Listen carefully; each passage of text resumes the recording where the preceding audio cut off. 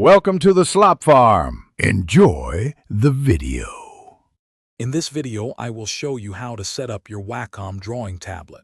First, connect your Wacom tablet to your computer using the included USB cable.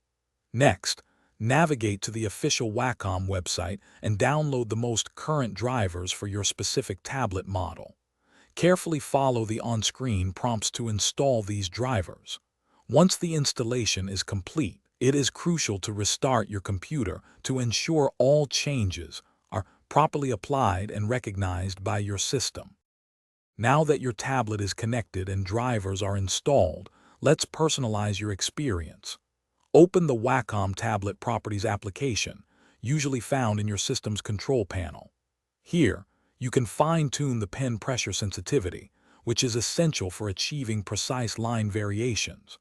Also, assign custom functions to the pen's side buttons and the tablet's express keys. This allows for quick access to your most used tools and shortcuts, significantly enhancing your workflow efficiency. Optimizing your workspace mapping is key for comfortable and accurate drawing.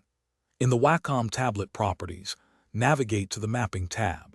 Here, you can define the active area of your tablet and decide if it maps to a single display or spans across multiple monitors. Ensure the aspect ratio is correctly set to avoid any distortion of your strokes on screen. Take a moment to test the pen's movement, confirming it aligns perfectly with your desired screen area. Finally, it's time to integrate your Wacom tablet with your creative software.